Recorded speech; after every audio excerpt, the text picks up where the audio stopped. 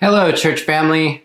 One thing I've really enjoyed during this COVID season, as I've missed you all so much, is the puppet shows. And what I've loved about the puppet shows, it's been great, the little bits of humor and the lessons. But what I've really loved is just getting to keep up with things going on in our kids' lives, getting to hear little anecdotes about first steps and special foods eaten and special birthdays, different things going on in the lives of our kids. And I think we could take note of that as adults and figure out ways to update each other better. That comes from someone who's not very good on social media. But I wanted to give you a little update on our family and then share some update on the community as well. Just give you a little picture of some things going on. But our family, we've had some exciting times recently. We feel very blessed as a family with good health.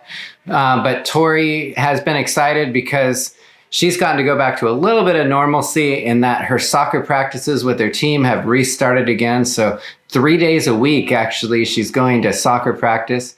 Sam just recently got his braces off, so you're going to have to see him sometime. New lease on life for him.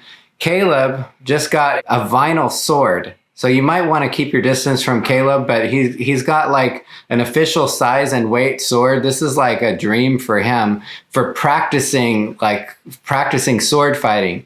Thankfully, it doesn't have a sharp blade. Right now, he uses it to chop up avocados that fall down from our tree in the backyard. And then Junior and Daisy both got a new bed recently, so they've been super excited about that. It's been good times for us as a family, even as we've had a lot of momentary struggles, like I know a lot of you have had. We've been really grateful. But as we've been grateful for our family life, we've also been deeply concerned and sometimes grieved for a lot of things going on in our families, the families in our community, and struggles that they've had.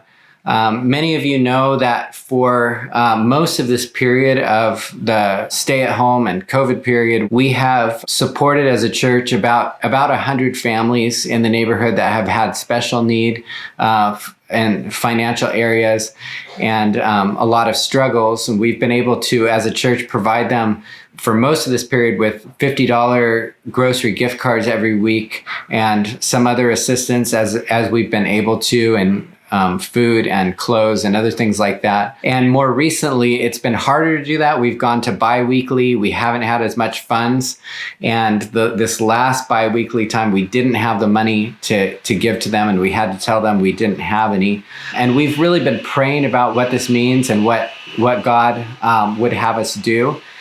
This last week, we sent out a questionnaire to these families, and just to see where they were at, what kind of struggles they're currently having. And some of the most troubling things that we saw were that in these families, over 80% of our families said that things have not gotten any better over the last 3 months. So they've had devastating financial circumstances, and then things haven't gotten better. 55% said things have actually gotten worse or much worse during these past 3 months. About 85% of the families that we've been serving have missed at least 1 month's rent payment. As many of you know, there's a moratorium right now on evictions, and people are missing rent payments, and there'll be an opportunity to pay those back. But some of our families have missed up to 5 months rent payments, and 38% have missed 3 or more months. So they're building up to really having some real struggles in the future. The questionnaire indicated that most of our families, the biggest need that they have is for a job, but many also need help with accessing resources. The questionnaire confirmed what we had expected, in that by and large, the families we serve have not been able to access traditional resources. Only about 15% received a stimulus check. And we didn't ask this question, but that's probably because the vast majority don't have documents, the vast majority of the families we're serving. And only 6% of the families we serve have received unemployment benefits. I think one of the things that struck me, church, during this time is that the realization, I think, that this outreach, this gift card outreach, has become a lifeline to a lot of these families, and something that they really benefited from, not only in the little bit that we've been able to give them that has helped them with their grocery bills, but it's been a place of encouragement. We have a little church service really before we give out the cards. We pray for people.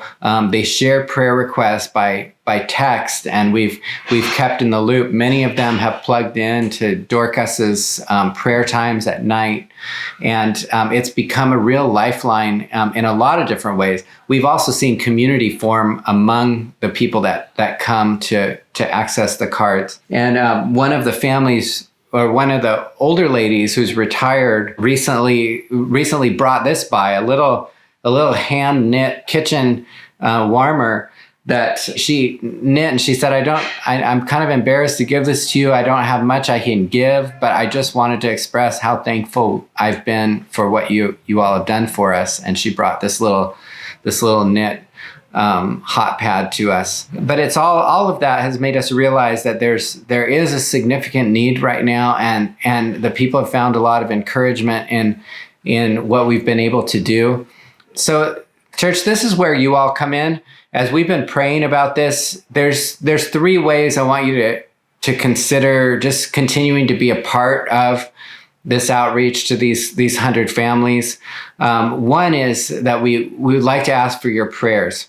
There were about 15 people or families that have asked, said one of the things that they would like is for someone to contact them about having a conversation about how they can know Christ in a personal way. And so we are going to be following up with those families. And please pray that those who don't know the Lord would come to know the Lord. Pray for those families. Pray for the needs of these families as well, and the physical needs. Many of the families indicated that there's strife going on in their home. They have a lot of struggles with their kids. Pray for peace in their homes. Pray for the ability to take care of their kids. So prayer is a huge thing we want to ask you for. Second, we'd also like to ask you, those of you who can give, there's a real need to continue to give. We want to continue to provide gift cards as much as we're able to, and continue to provide these times where we can bless these families. So if you're able to, the way you can give is you go online to our website. There's one of the funds is called the COVID Emergency Fund, and you can give there. $500 would give 10 gift cards, would bless 10 families.